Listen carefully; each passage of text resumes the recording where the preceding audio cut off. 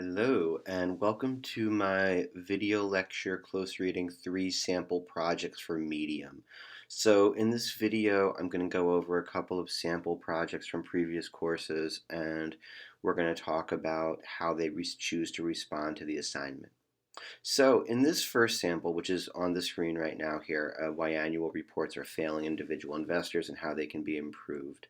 Let's just first take a quick look through it and say, what does this thing look like? So we have a couple of paragraphs of text here. We have an embedded link that clearly no longer works. That's fine. It's the internet. The internet changes quickly. This is a couple months old. You have an embedded link from Reddit here, the subreddit investing here. Notice between the Reddit posts, you just have some short text narrating it. We have mentions here of usernames from Reddit, so who are the Reddit users involved in the conversation. More text, Reddit. So if we look at that section, you see they're analyzing Reddit. Here we have an embedded PDF, a plain English handbook, how to create clear SEC disclosure documents. So a kind of primary source that the writer helpfully embedded. And when I say helpfully, what I really mean is look how you can use it within the page itself. That's what you want to aspire to. That's functionality. Again, we have text connecting it, a link to a discuss page, discuss post, and again text here. So what you should be noticing by this point is we have social media, user created content interwoven with close reading, which is the writer's analysis of these artifacts, and then that's it, right? So what do we have? We have here what I would call internet writing, an internet essay. An essay written for an online readership about how a topic is discussed on the internet. So that's what you're creating.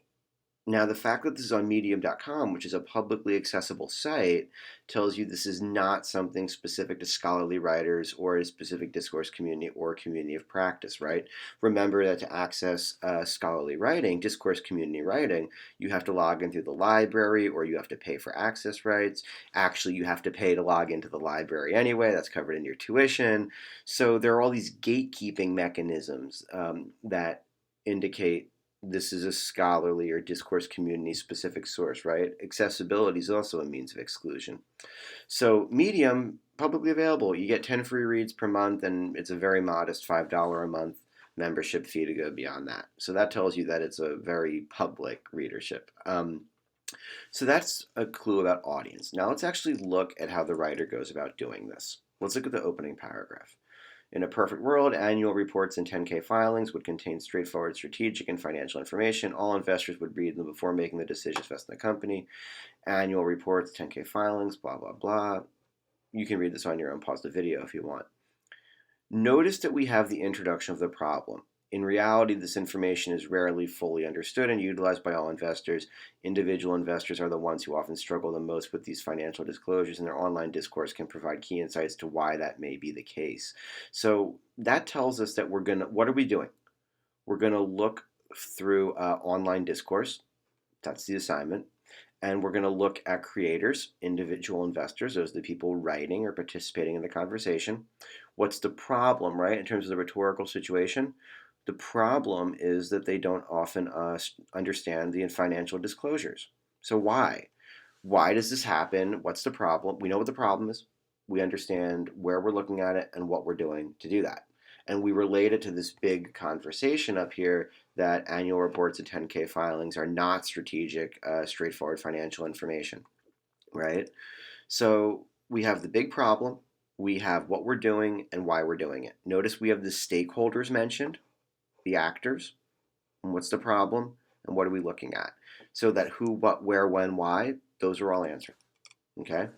Now we get a narrowing paragraph. Individual investors are people investing their own money on their own behalf. Notice again the clarification of that term, right? Individual investors. It's a pretty straightforward term, but remember it's a public reader. So what do we mean by individual investors? It's tempting to just say non-institutional, but what does that even mean, right? It means well, we know what it means, but what would it mean to the general public? let's tell us. They have a career outside of investing that provides them with income. So their primary income does not come from their investment, right? They're not professional investors, would be the other way we might think of that. And then we get a situating of that class of investors within the kind of larger market. Unfortunately, we can't really look at this part because the link's just dead. That's fine. It's not a piece that's being maintained. It was written for a course. When responding to a question about why an investor wouldn't read annual reports, Reddit user Political Rationalist highlights this difference very clearly. So notice we get the introduction. We get the name of the platform, Reddit. We get the name of the user who's creating it. And what are they doing? Highlights this difference very clearly. So we have a full integration of the text, just like you would in a regular essay that you're writing. Here's your exhibit, which I'm going to vanish for a moment. Notice you can click on it, opens in a new tab, and it takes you right to the conversation. That's one of the really magical parts of online writing, is your ability to look at the source, to embed it like that, and then pop up in a new tab. It's one of the real differences between this kind of a project and what you're used to doing for a lot of classes, where you just write a paper, hand the paper in, that's that. Another user responded to the same question, had this to say in regards to reading annual reports. And then we get the analysis of the material, right? Political Rationalist and Kiwi Mansi make two very important points about the difference. Not only blah, blah, blah. You can, again, pause the video and read this. The gist of it is we get the writer taking these sources, these online sources, this user-created content, and relating it to their purpose and their topic. So they advance their take on the issue, which is namely that financial disclosure documents are too confusing and not straightforward and usable for public investors, right? Individual investors. So we get a further detail of it here. You'll see the same pattern. This writer is using Reddit because Reddit's pretty easy to use. It's text-based, so it's a familiar mode of analysis. You're analyzing text, and rather than a visual medium, which can be a little more complex, where you'd have to talk about things like color, contrast, how the eye works with the information. So Reddit was a smart choice for this topic because also Reddit conversations tend to actually be analytical and explore information, because it's a platform driven by shared interest rather than a social relationship, right? So like Facebook, for instance, is driven by social or professional, if you will, relationships, where the people whose content we see because we know them ostensibly, right? Instagram's the same way, different, groups, obviously. Twitter is obviously, Twitter's in a big difference. That is an interest-driven platform, right? We follow people on Twitter because we're interested in what they have to say, what they report on, what they tweet about. And Reddit is communities that are organized around shared interests, functionally discourse communities. So for a topic like financial disclosures, our investing is a great platform to use. So you want to think about what you're doing too. If you're interested in surveying how a topic is discussed publicly, Twitter might actually be a slightly more appropriate resource, because you could get a wider sampling of conversations. You could see which tweets get ratioed and which don't, which tweets get more engagement, so on and so forth. You want to probably stay away from Instagram or Facebook. Instagram, because there's just not a lot of text exchanged on it. Facebook might be interesting in the sense of it's going to be this wide net, so you're going to get conversation between people who have widely differing levels of knowledge about a topic, and it's not really something bounded by shared interests, so you're going to get a wider variety of different responses. It's almost not a functional public conversation, and in fact, I would argue that Facebook in general is not a good forum for public conversation. But if you're interested in just seeing like weird stuff, nothing is weirder than people on Facebook, except maybe Reddit. So anyway, we continue through the document here, and you'll see the embedded PDF, which props to Claire for that. That was a great move. A little bit of an abrupt transition here between some people who the Plain English Initiative has failed, but notice how we're moving it between the artifacts, right? And we're analyzing what internet users are saying again. So the commonality here is, how is this topic discussed by users on the internet? And here she goes to Twitter, and let's skip ahead a little bit and get to the conclusion. Where do we get? Uh, let's see. Use of a test like Fog Index as a measure of compliance would be a way to get rid of complexity with the purposes of obfuscation. It could be okay. The only qualm I would make with this phrasing is that this would be a way is a little bit passive. We want to say, should be used to, right? Rephrase the tenor of the statement, be a little more argumentative, I would say, but there's nothing wrong with this. It's just, I would say, not quite as persuasive as it could be. Um, this could be done by requiring fog scores. Okay, so we get the specific idea that the writer wants to get across, and then we get the conclusion just like an essay. So this is a great example. First of all, this was an immaculately done project. This is a great example of a composition that functions much like a conventional essay, but uses the Medium platform and online resources very, very, very effectively. Let's take a look at another strategy. Why everyone has a part to play in the coming climate wars, fighting for future generations and now for our own. And so we get the same thing. Every one of us stares down the metaphorical barrel of climate change and pollution and contemplates what it will mean. So notice that universal appeal, right? We're all humans, we all live on Earth, and we all have a shared skin in the game, so to speak. Like, you live here on this planet, it matters to you. And also just notice the topic of selection, right? Climate change. Big, huge topic. So it's familiar. People have an inroads to that topic and they're familiar with it. Some choose to deny, so a description of the people in the conversation. Why is it that we can emphasize with the way that our lives affect the environment, but isolate ourselves to a point of acting indifference if we care?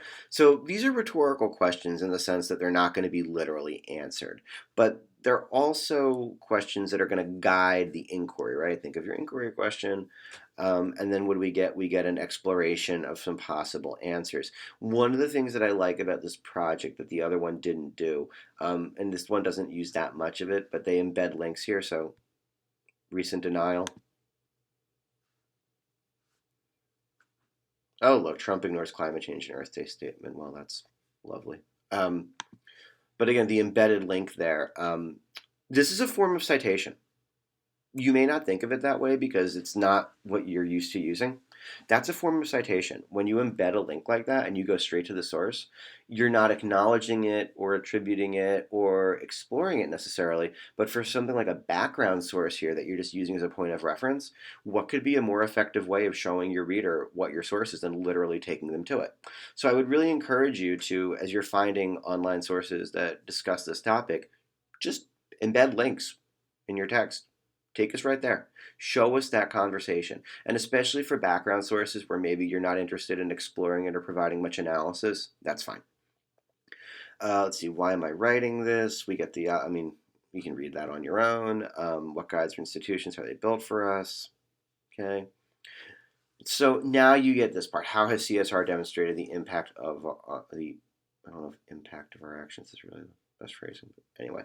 CSR has become a movement to react to the shift that has taken place. So this is obviously what the writer's writing about, right? This was a business student who's writing about CSR.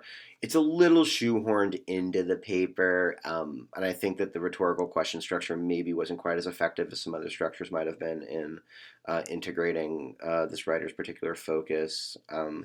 But nonetheless, when they're working within their area here, they do a really nice job of describing CSR.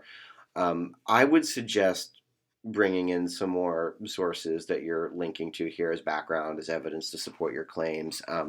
This project's a little bit light on it. I think you can get a sense for that. Like, for instance, this whole section here, how can we apply this to make a difference? I mean, this is a great discussion. The writing is great, the argument's clear, but it's not really based in research, right? We don't have links to published sources. We don't have a close consideration of how it's discussed online, really. Similarly here, what impact can our decisions have? Talks about the Boston ban on stuff, final word, okay. So this project takes a really different approach to the previous one. It's not focused on online discourse. It doesn't really cite many, and as persuasive and well written as it is, it's more of a kind of exploration of an idea and a call to action than it is an analysis of online discourse. So it's a successful Medium essay, certainly, in that not every essay on Medium has to perform the type of analytical work I'm asking you to do.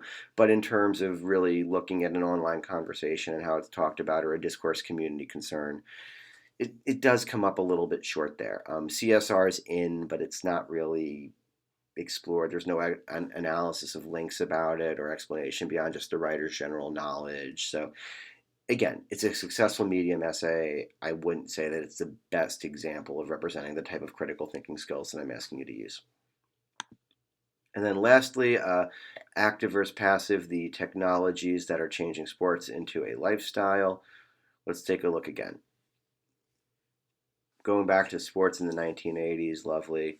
And you have the kind of general introduction. Read it on your own. You'll see this is exactly like the introductory paragraph of a 5-paragraph essay, where you relate to a big concern and then you narrow into your thesis. A link of trending AR/VR articles, which I think is a little bit useful. That said, I would suggest, again, looking in more detail at them. Something the writer doesn't do here is go back and discuss any of them specifically. You just kind of have the history of it, the state of the conversation. Again, it's helpful, but notice the lack of embedded links within the textual paragraph and the lack of close reading of any of the resources. That's something that you want to do. You do want to analyze and close read the resources. Visual elements here, the graphs are a nice inclusion in that it gives us a different way to interact with the content. But again, see, no longer do we as sports fans settle for watching. In 2019, we want this. This is a major shift. So what's interesting here is that the writer's kind of making the same point that this graph makes, but they don't actually engage with the material directly. They don't say, as you can see in the image above, 36% report simultaneous usage of TV and digital devices, right? So engage with the material when you bring it in. That's kind of my big takeaway from this one.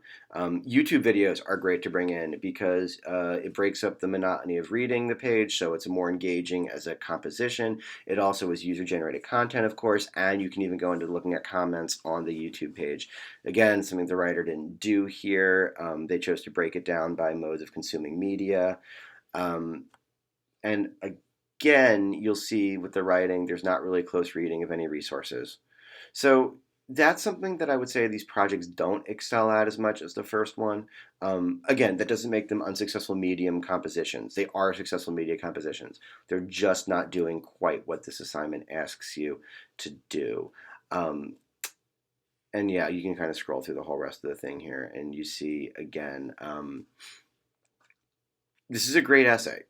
It's not quite focused enough on how users are engaging with the material. You learn a lot about stuff here, and it's related to the inquiry topic, but the writing is just, the focus is a little more on the content rather than the conversation. Ideally, you can probably strike something of a balance between those, where you analyze and close read the content and then you relate it back to how people discuss it. Why do people address things the way they do? Big question. So those are a couple of different examples here. I would say what you might want to do in terms of striking a balance would be sure to acknowledge the sources you're using, right? One of the things that this first project, which I'm going to flip back to, one of the things this first project did really, really well is it acknowledges the source, right? Just saying to's claim maybe seems strong. Look how easy it would be to do in this particular project here too that we just looked at.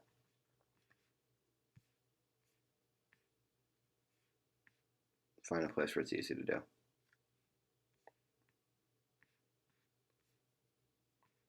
The map here, right? However, this number is staggering. The potential impact this will have on continuing transformation of sports fans' lives is also noteworthy. Sports gambling states. The integration of legalized sports gambling into sports via technology. So we don't have an acknowledgement of how many states it's legal in, of where it's legal. We don't have any explanation of any of the data here, right? The data just sits for us to look at. That's what you want to avoid. You want to analyze the data that you're presenting. As long as you're analyzing your data, you're going to do fine. Analyze the data and be sure that you're including some element of discussion of how users are discussing the topic. You could even just say, like, where does this come from? I'm going to vanish. We don't know, right? The writer didn't hyperlink it. Is it maybe this from PwC? Let's take a check.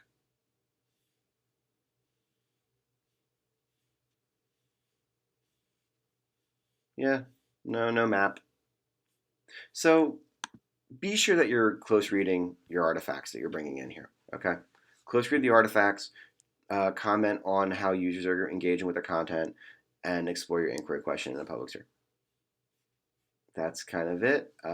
Any questions, of course, let me know.